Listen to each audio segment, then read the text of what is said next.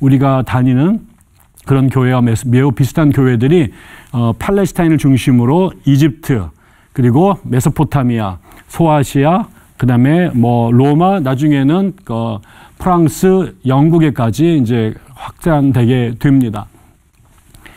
여기에 한 가지 중요한 또 다른 그 도전이 있었는데, 그거는 로마 제국으로부터 온 박해라고 하는 겁니다. 그 박해는 그 AD 40년 그 네로 황제가 로마에 불이 났을 때, 사실은 네로는 그때 로마에 없었는데 사람들이 네로가 불을 질렀다라는 그런 소문이 돌게 되니까 자기에게 오는 정치적인 이 박해를 피하기 위해서 희생양을 삼았는데, 하필 14개로 나눴던 로마 시에 13개가 불이 타서 없었는데요.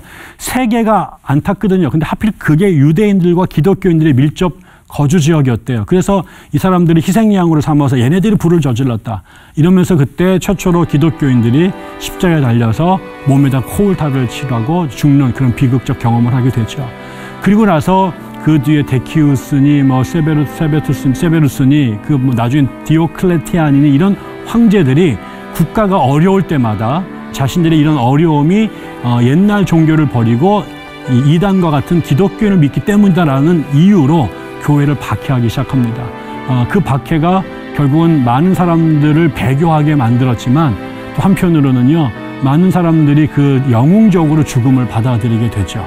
가혹하게 공개적으로 처형을 하면서 사람들한테 일벌백계가 돼서 기독교를 못 믿게 하려고 박해를 했는데, 그 박해를 구경하던 사람들 중에는 그들이 그 죽음을 영웅적으로 수용하면서 하나님의 나라 가는 것을 앙망한 이런 모습에 오히려 충격을 받고, 누구 말에 의하면 한 사람 죽고 나면 100명의 새로운 신자가 생겼다, 뭐 이렇게 얘기를 하는 경우도 있습니다. 결국은 그런 세월이 자그마치 거의 300년 정도 이어졌고, 물론 매일 그게 혹독한 박해가 있었던 건 아니고요.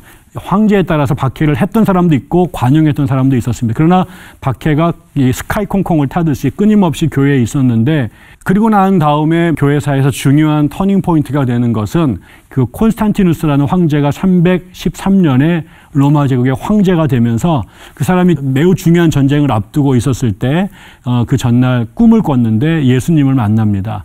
결국 그 예수께서 자신의 이름을 갖고 싸우라고 그래서 예수의 이름을 자기의 투구, 방패, 칼에다가 붙이고 싸우는데 이겼거든요. 또 어머니가 헬레나라고 기도 많이 하시는 독실한 기독교 신자였는데, 그런 영향 속에서 콘스탄티누스가 기독교를 공인하게 됩니다. 그래서 불법 종교에서 정부가 인정하는 교회가 됐고, 그래서 박해가 드디어 끝나게 됐죠. 순식간에 박해받던 교회가 이제 국가의 지원을 받는 교회로 바뀌게 됩니다. 근데 이제 여기에서 중요한 변화들이 생기게 되죠. 첫째, 국가와 교회의 관계가 달라져요. 그 전에는 교회가 국가로부터 박해를 받는 교회였기 때문에 관계가 별로 안 좋았거든요. 또 로마 사회는 군대가 지배하는 사회였는데, 기독교인들은 예수님께서 칼로 선자는 칼로 망한다고 했던 그 가르침을 신실하게 지켜서 군대 가는 걸 거부했고, 심지어는 군인들이 개종하면 군대에서 제대해야 된다고 생각을 했단 말이죠. 일제 폭력을 반대했는데, 군인이 황제가 됐던 콘스탄티누스, 그다음에 그 군대가 지배하는 그 나라가 교회를 서포트하게 되면서 군대에 대해서, 전쟁에 대해서 교회 생각도 달라지게 됐어요. 또 많은 사람들은 하나님의 예수님께서 지금 있는 사람들 중에 내가 다시 오는 거를 살아도 볼 자가 있을 거야, 그 약속을 믿고 주의 재림을 기다리고 살았거든요. 그래서 이 세상은 내 집이 아니고 죽어서 천당 갈 생각을 했는데, 콘스탄티누 같은 위대한 황제가 기독교인이 되고 교회를 전폭적으로 밀어주고, 그다음에 기독교 성직자들이 대접받는 세대가 되니까 죽어서 천당 가는 생각보다 이 땅에 하나님의 나라가 이루어졌나 보다라는 생각들도 이제 펼쳐지게 됐죠. 그러면서 교회가 국가와 매우, 또 정치와 매우 밀접한 그런 관계에 들어가게 됩니다.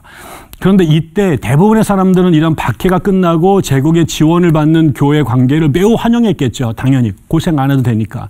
근데 일부의 영적으로 민감한 사람들이 있었어요. 그건 지난 300년 동안 제국으로부터 박해를 받고 또 어렵게 살았을 때 그것 자체가 신앙인들의 신앙의 순도를 유지해 줬어요. 그래서 박해받는 시대에 교회 가는 사람은 전 두 가지로가 있다고 생각이 들어요. 제 표현으로 하나는 천사고 하나는 바보고. 그렇지 않고서야 그 예수 믿으면 죽는데 그 종교를 믿겠어요? 근데 바보가 아니라 대부분은 정말 신실한 믿음으로 교회를 다녔던 사람들이 많았던 거죠. 근데 이제 국가가 지원하는 종교가 됐어요. 부자들과 권세자들이 오는 종교가 됐어요. 이거 믿으면 출세하는 종교가 됐어요. 그랬더니 이제는 신앙이 없는 사람들이 교회 안에 막 밀려 들어오게 되면서 교회가 타락을 하기 시작해요. 그래서 많은 사람들이 313년 전과 후로 기독교 역사를 나누기도 합니다. 이때 이런 변화를 축복으로 생각하지 않은 사람들이 있었습니다. 예전에는 외부의 환경이 우리의 신앙을 유지시켜줬다면 이제는 오히려 외부에서 그 햇볕 정책이 들여대는 곳에서 우리의 신앙을 지키려면 내 스스로가 나를 치지 않으면 안 된다. 이런 생각을 가진 사람들이 이집트와 시리아 사막으로 들어가기 시작합니다. 그 사람들이 거기서 밥을 굶고 성욕을 억제하고 잠자리를 혹은 잠자는 것을 씨름하면서 하나님과 온전히 하나 되기 원했던 그런 수련자들이 생겨나기 시작하죠. 이 사람들을 우리가 수도사라고 말합니다. 모노코노스라고 불렀는데 그 말에서 멍크라고 하는 영어 단어가 나오게 되죠.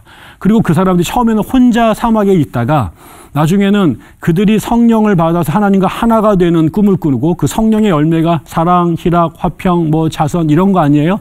근데 그게 혼자 있을 때는 의미가 없는 거잖아요. 진정한 사랑은 타자를 향해 되고 자비를 베풀려면 대상이 있어야 되고 그래서 이제 파코미우스라는 사람이 진정한 수도는 함께 모여서 해야 된다. 그래서 공동체 수도원을 만들게 되고 그때부터 이제 이집트 사막에 많은 수도원들이 생겨나기 시작합니다.